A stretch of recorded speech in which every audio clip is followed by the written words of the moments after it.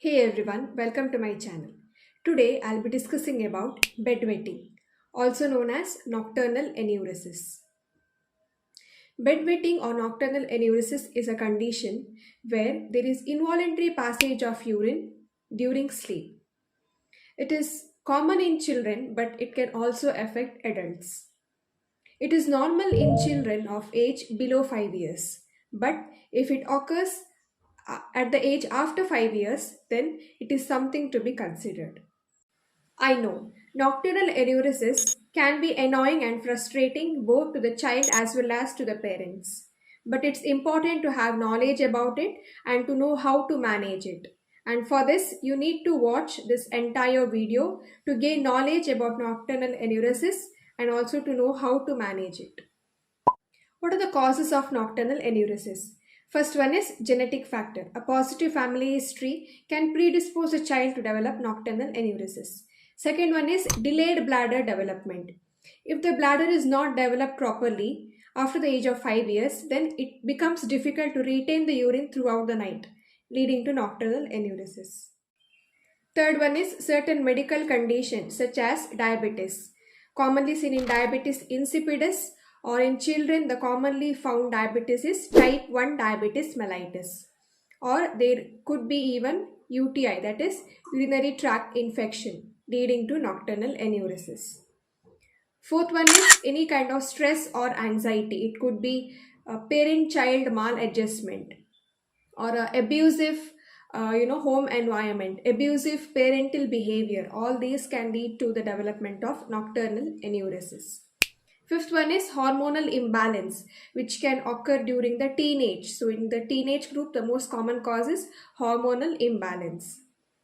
Sixth one is if there is any pathology in the renal system or in the endocrine system, it can lead to the development of nocturnal enuresis.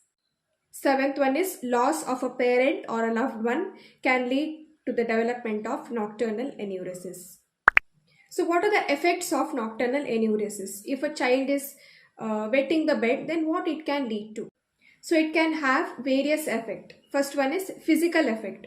There could be some sort of irritation, discomfort. The child may even get up from sleep when it feels that the bed is wet. So there is disruption of sleep, leading to sleepiness the next day. The child may not get adequate sleep, so this may cause tiredness or sleepiness the next day. Second one is emotional impact. The child can feel ashamed or embarrassed.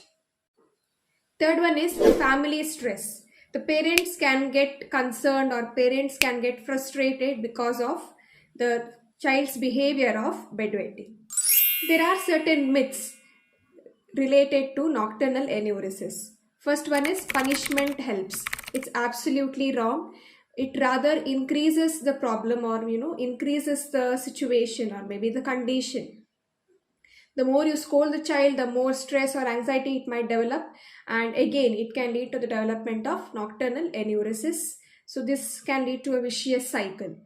Second one is it is because of laziness of the child that the child is not getting up and going to the toilet to void urine.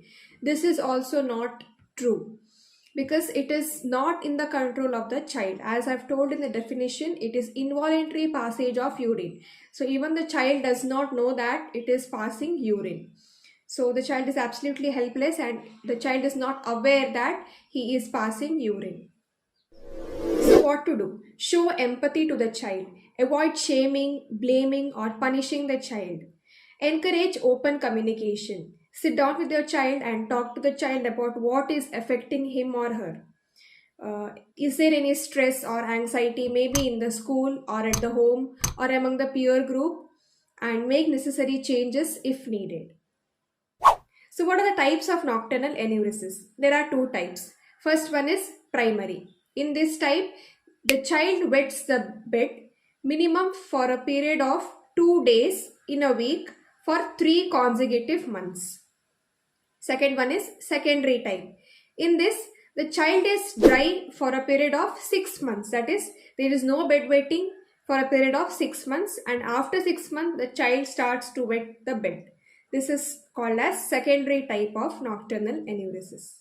So what is the treatment of nocturnal enuresis? First one is behavioral therapy. Give counseling to the child if it requires. And whenever the child does not wet the bed, reward the child. And encourage regular passing of urine during the daytime. And before sleeping, make sure that the child has to pass urine.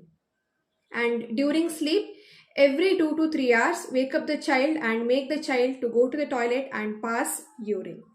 And also provide emotional support to the child. If in case the behavioral therapy do not help, then there is some sort of alarm which can be used. This alarm should be attached to the underwear of the child, and whenever the child wets the bed or whenever the underwear gets wet, then the alarm will ring. And the child should know that once the alarm rings, it should get up and go to the toilet to void the urine.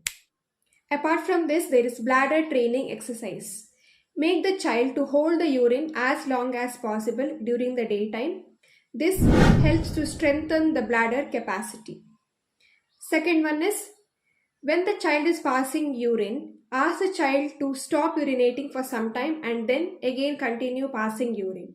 This will increase the strength of the bladder muscle. Coming to dietary management, avoid fluid intake 2 to 3 hours before sleep, and also reduce the intake of caffeine, soft drink, chocolates. That's it for today's video. I hope this was useful. If it was, do share it with your friends and family, and do remember to subscribe to my channel and start your journey on being healthy.